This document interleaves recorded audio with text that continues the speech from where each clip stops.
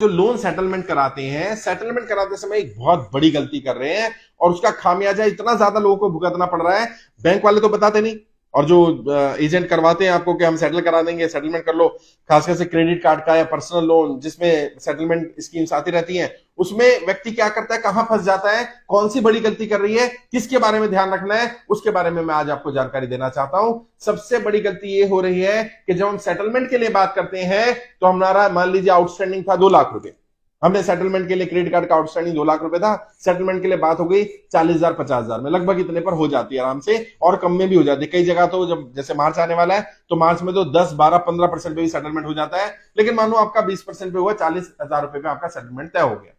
अब आपको 40,000 रुपए कैसे भरने चाहिए? आप इस 40,000 की ले लेते हो 2 या 3 इंस्टॉलमेंट, बैंक देता है आराम से, बैंक खुशी खुशी देता है, आप भी खुश जाते हो, अच्छा बहुत बढ़िया हुआ, मैंने इंस्टॉलमेंट मांगी, बैंक ने मुझे इंस्टॉलमेंट दे दी। एक्चुअल में इंस्टॉलमेंट नहीं, ये जाल है। इस ट्रैप में जैसे आप फंसोगे आप इससे निकल नहीं पाओगे। क्यों? क्योंकि यदि आपने 3 या 4 इंस्टॉलमेंट बनवा ली, बैंक दे देगा, अगर आपकी एक भी इंस्टॉलमेंट बाउंस हो गई तो जो बैंक नहीं बताता आपको, जो बैंक के कर्मचारी नहीं बताते, आपका सेटलमेंट कैंसिल माना जाएगा और जितना पैसा आपने भरा होगा वो सारा पेनल्टी, सरचार्ज, इंटरेस्ट में काट लिया जाएगा और फिर आपको रीसेटलमेंट करने के लिए बोल दिया जाएगा। जी हां, ऐसा ही होता है।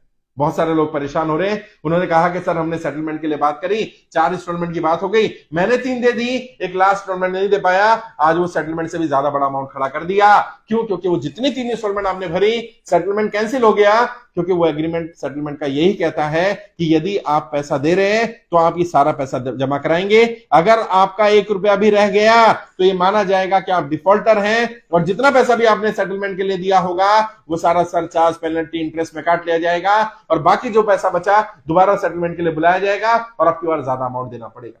इसलिए क्या करें, जब भी ओटीएस स्कीम ले, इसको वन टाइम सेटलमेंट बोलते हैं ना, क्यों बोला जाता है इसको वन टाइम सेटलमेंट भाई? ओटीएस का क्या मतलब है? वन टाइम सेटलमेंट मतलब फुल एंड फाइनल पेमेंट करके सेटलमेंट कर देना। तो जब भी सेटलमेंट करें सबसे पहला काम क्या करें, कोशिश करें सेटलमेंट अमाउंट को एक साथ दें, उसकी ईएमआई ना बनवाएं।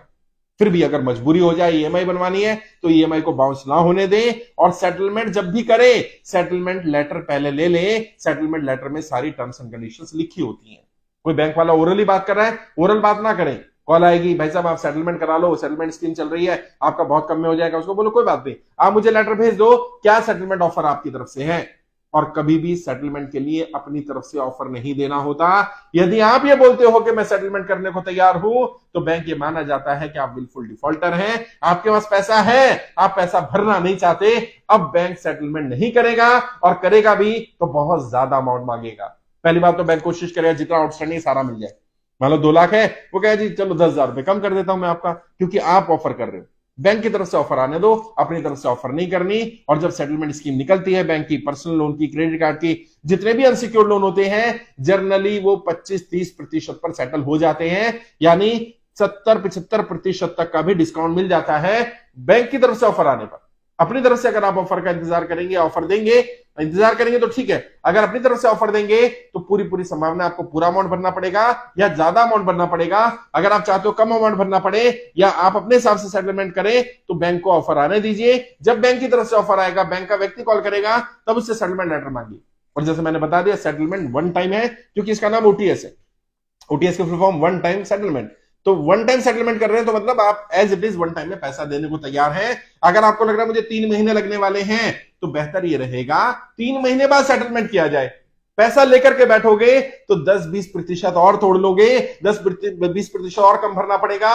यदि पैसा लेकर नहीं बैठोगे और इंस्टॉलमेंट बाउंस हो जाती है तो यकीन मानना आप कुचक्र में फंस जाओगे, आपको वो पैसा ज्यादा भरना पड़ेगा और जितना पैसा आपने इंस्टॉलमेंट के रूप में सेटलमेंट में भर दिया होगा वो सारा सरचार्ज, पेनल्टी और इंटरेस्ट में काट लिया जाएगा। इससे बचने की जरूरत है, सेटलमेंट करते समय इन सब चीजों को ध्यान रखने की जरूरत है।